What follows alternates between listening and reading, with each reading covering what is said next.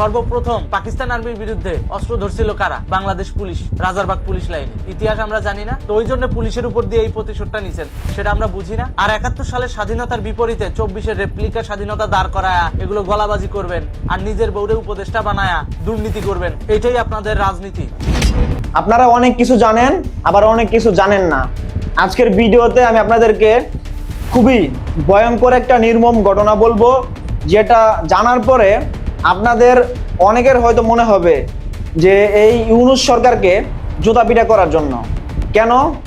কারণ এই ইউনূস সরকার বাংলাদেশে ক্ষমতায় আসার পরে একজন ইউটিউবার, যার নাম হচ্ছে এস সাব্বির, সে হচ্ছে কখনো অন্যায়ের সাথে আপোষ করতো না।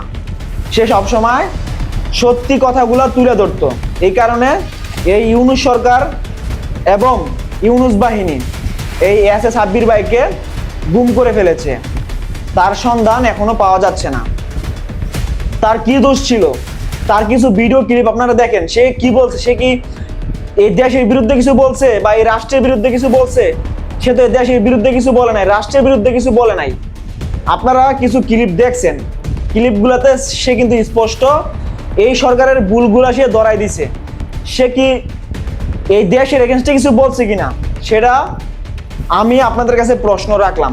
কিন্তু বর্তমানে দেশে এগুলা হচ্ছে কোনো মিডিয়া এগুলা প্রচার করতেছে না। মিডিয়াগুলা সবসময় যে ক্ষমতায় থাকে তার পাচাটে। এস সাব্বির ভাইকে গুম করার পর থেকে সে তার চ্যানেলে এখন আর ভিডিও দিতে পারতেছে না, কারণ সে নিজে এখন নিখোঁজ। সে কোত্থেকে ভিডিও দিবে?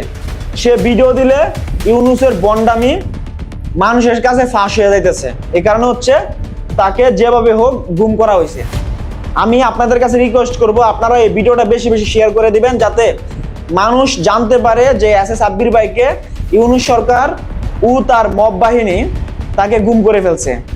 এই এস সাব্বির ভাইয়ের মুক্তি চাই। সে যদি বেঁচে থাকে তাকে অবশ্যই মুক্তি দিতে হবে, খুব দ্রুত তাকে মুক্ত করা হোক। আমি আপনাদেরকে দেখাইছি যে এস সাব্বির ভাই কোন ধরনের ভিডিওগুলো বানাইতো। সে তার ভিডিওতে কখনো দেশের বিরুদ্ধে, রাষ্ট্রের বিরুদ্ধে কিছু বলে নাই। সে বলছে অন্যায়ের বিরুদ্ধে। তারপরে হচ্ছে বর্তমানে আপনার দেশে যত খারাপ কাজগুলো হইতেছে, তারপরে হচ্ছে বন্ডামি হইতেছে, ফাইজলামি হইতেছে, মানে রাষ্ট্রীয়ভাবে যে বন্ডামি ফাইজলামিগুলো হইতেছে, এইগুলোর এগেনস্টে সে কথা বলছে। দেশের জনগণ হিসাবে তার অবশ্যই রাইট আছে এগুলো নিয়ে কথা বলার। তাহলে তাকে কেন গুম করা হলো?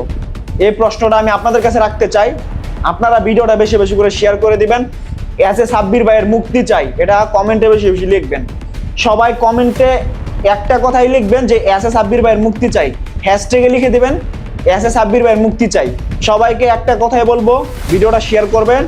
আর এস সাব্বির ভাইকে অন্যায়ভাবে, অবৈধভাবে যে গুম করা হয়েছে, তাকে যেন খুব দ্রুত মুক্তি করা হয়। সে কারণে সবাই বেশি বেশি তাকে নিয়ে পোস্ট করবেন, কমেন্টে লিখে দিবেন এস সাব্বির ভাইয়ের মুক্তি চাই। ফেসবুকে হলে হ্যাশট্যাগ লিখবেন এস সাব্বির ভাইয়ের মুক্তি চাই। মোট কথা, যে অন্যায়টা করা হয়েছে এস সাব্বির ভাইয়ের সাথে, সেই অন্যায়টা আমরা কখনোই মেনে নিব না। কারণ এস সাব্বির ভাই একজন কন্টেন্ট ক্রিয়েটর, সে একজন ভিডিও নির্মাতা। তার ভিডিও নির্মাণ যদি রাষ্ট্রের এগেনস্টে না যায়, তখন সে অবশ্যই ভিডিও নির্মাণ করতে পারবে। সেখানে তাকে প্রতিহত করা, তাকে গুম করে ফেলা, তাকে খুন করে ফেলা, সেটা কখনোই ঠিক হয় না।